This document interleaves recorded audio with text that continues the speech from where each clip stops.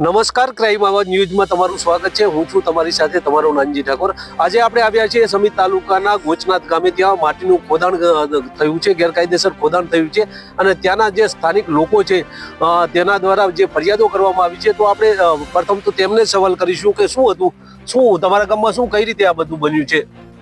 ગેરરીતિથી એમ કે ખોદકામ ચાલી રહ્યું છે ગૌચર વિભાગમાં અને પુલનું કામ કોન્ટ્રાક્ટરે રાખેલું હશે પણ માટી જ્યાં ત્યાંથી ઉપાડે છે.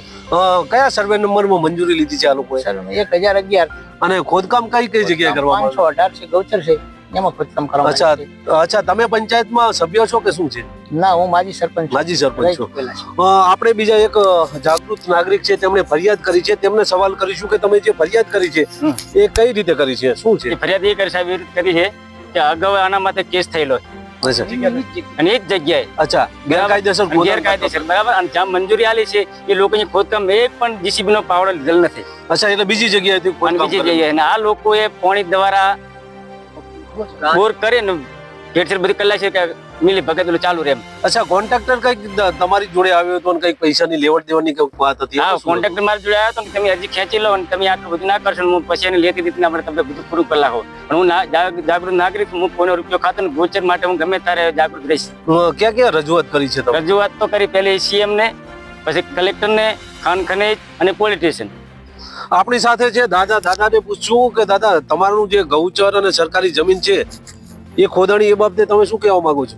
અમે તો એમ કહે છે કે ગૌચર ના ખોદાવું જોઈએ. અચ્છા, હા, ગૌચર ના ખોદાય. અગાઉ પણ ખોદાયું હતું ને આ રીતે? અગર ખોદાયું તો એ જે અહીંયાને આ ફરિયાદો કરી પણ એમાં ગેરકાયદેસર નતું અહીંયાનું. કાયદેસર નો અહીંયાની. હવે તમારી શું માંગણી છે? આ જે બધું ખોદાણનો દંડ થાય, ફરિયાદ થાય કે શું માંગણી? હા, ફરિયાદ થાય. ફરિયાદ થાય. હા.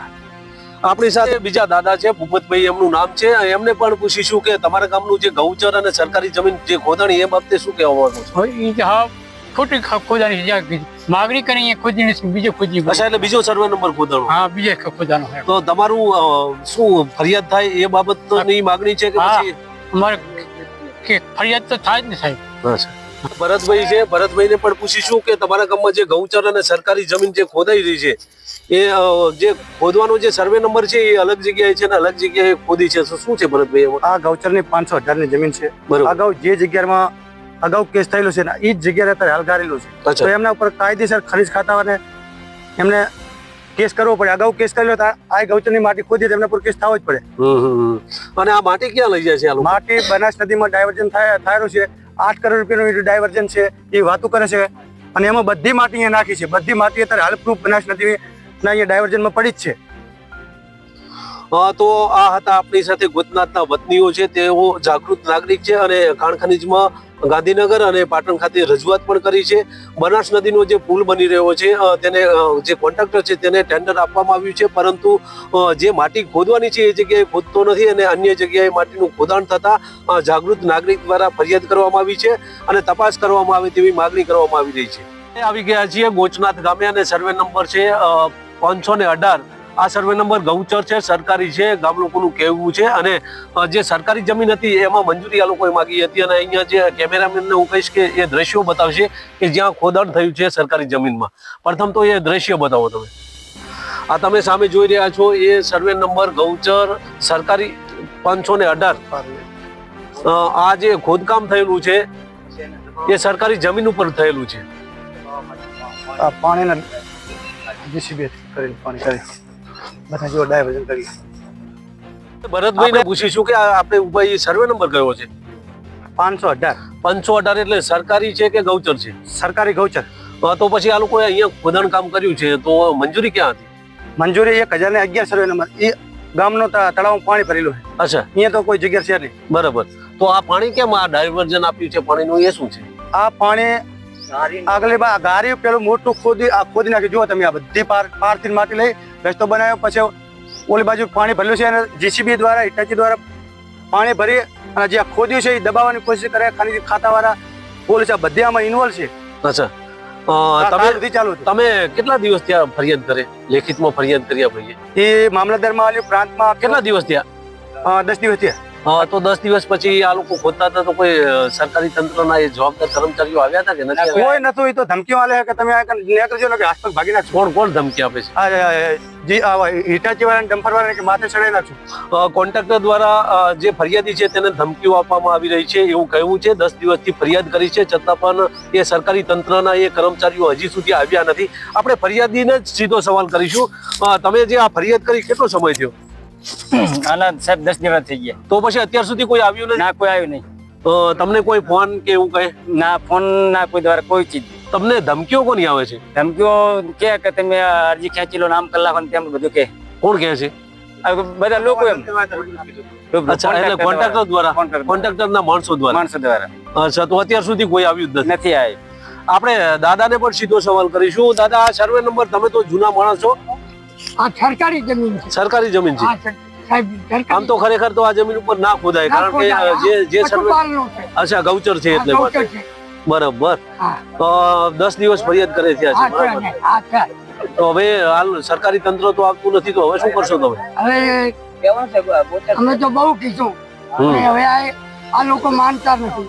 અચ્છા. કરતા નથી. અચ્છા, હવે આપણી સાથે માજી સરપંચ છે, તેમની સાથે સીધી વાતચીત કરીશું કે તમે જે પંચાયત છે, પંચાયતમાં આ બાબતની કોઈ જાણ હતી કે નહીં? ને પંચાયતમાં જાણ નથી, પણ 518 ગૌચર છે ને કેટલાક 10 દિવસથી ખોદકામ ચાલુ છે. અને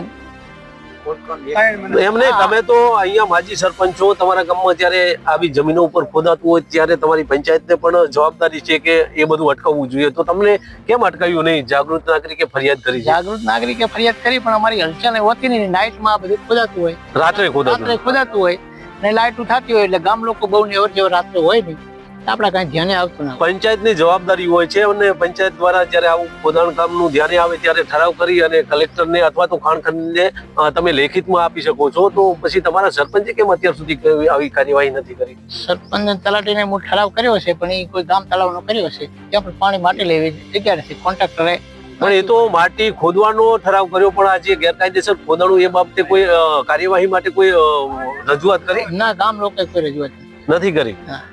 તો પછી તમે સરપંચને ધ્યાન દોરશો કે આવું આપણા ગામમાં બન્યું છે? તમે ધ્યાન દોર્યું? હા, ના, તે સમય ધ્યાન નથી દોર્યું. આ તો બધું નાઇટમાં ખોદાતું હતું, આ તો ધ્યાને.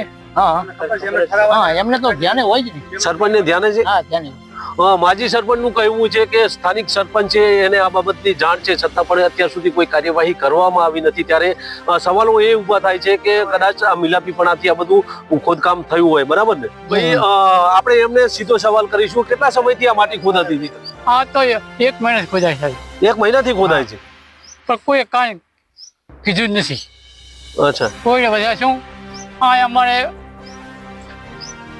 એવું છે ને કે આ અમે શિબ જ કહેવામાં એ માણસો આવે અહીંયાના ઓલા જીવરાજ મિલાપીપણામાં. હા, મેં આંટો મારી જાય કે ભાઈ આ બંધ કરો, તો આજ બંધ કરે, કાલે ચાલુ કરો, ચાલુ કરે.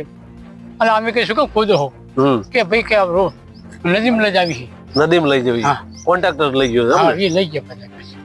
બરોબર. ઠાકોર નેમાભાઈ મફાભાઈ, ગામ ગોતનાથ, તાલુકો સમી, જિલ્લો પાટણ. હું ગામનો જાગૃત નાગરિક છું.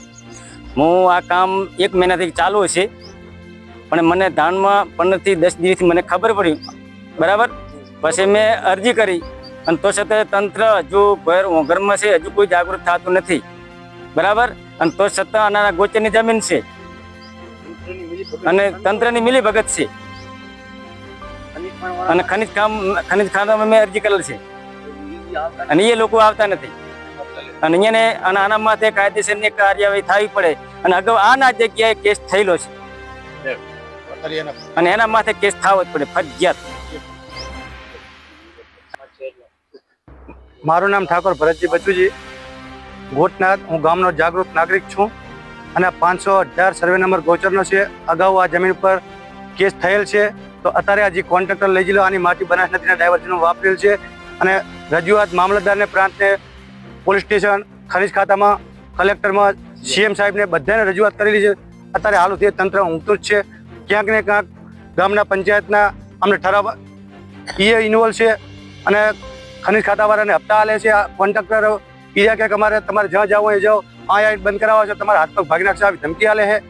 એટલે આ કોઈ હવે ગામનું કોઈ આવતું નથી, બધા એમને બીઆઈ છે. અને હાલ આ માટીનું પ્રૂફ, આ જેટલું ખોદેલું છે બધી બનાસ નદીમાં માટી પડી અત્યારે હાલ.